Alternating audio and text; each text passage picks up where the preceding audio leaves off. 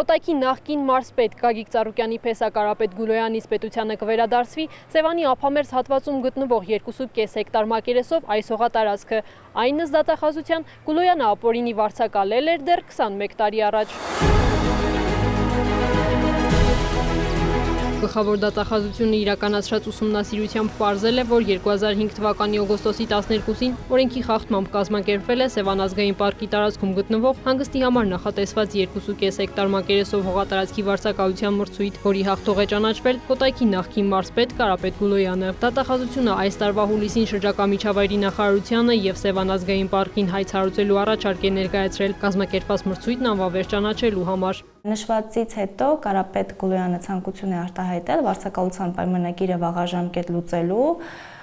եւ հողատարածքը Հայաստանի Հանրապետության տիրապետմանը վերադարձնելու կապակցությամբ։ Այդ նպատակով դիմում եւ անհրաժեշտ փաստաթղթեր է ներկայացվել կադաստրի կոմիտե։ Արդյունքում հուլիսի 10-ին ուժը կորցրած է ճանաչվել Կարապետ Գուլոյանի վարձակալության իրավունքի պետական գրանցումը։ Պետության տիրապետմանն է վերադարձվել Սևանի ափամերձ տարածքում գտնվող 2.5 հեկտար մակերեսով հողատարածքը, որի շուկայականին մոտարկված կադաստրային արժեքը 12 միլիոն 870 հազար դրամ է։ Հիմնական խախտումը ըստ էության այն էր, որ մրցույթի անցկացումից առնվազն 30 օր առաջ հրապարակային ծանուցում արվաստները հավաստող որևէ ապացույց առկա չէր ըստ իրավասու մարմինների ստացված տեղեկատվության, ինչի հիմք է տալիս եզրահանգելու, որ փաստացի այդպիսի ծանուցում չի արվել, ինչն լիարդին ազդել է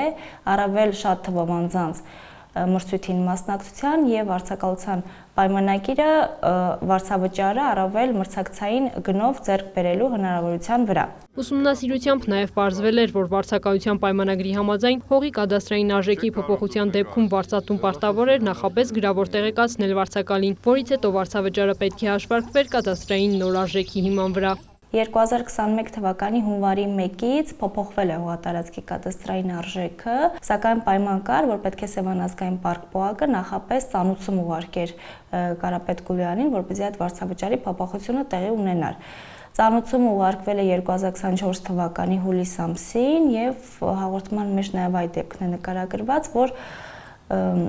2021 թվականի հունվարի 1-ից մինչև 2024 թվականի հուլիս ամիսը ՊՕԱԿ-ը զրկվել է այդ վարձավճարները ստանալու հնարավորությունից, կազմում է շուրջ 2.5 միլիոն դրամ։ Այս մասով դատախազությունը ներկայացրել է հանցանքի մասին հաղորդում։ Այս տարածքում այլ անձանց կողմից արձանագրվել են նաև հողազավթման դեպքեր, առկա են նաև ինքնակամ շինություններ։ Դատախազությունը գործակցելով իրավասու պետական մարմինների հետ հողն ապօրինի զավթումից ազատելու ուղղությամբ աշխատանքներ է իրականացնում։ Քրիստինե Թորոսյան, Ռաֆիկ Սողոմոնյան, Լուրեր։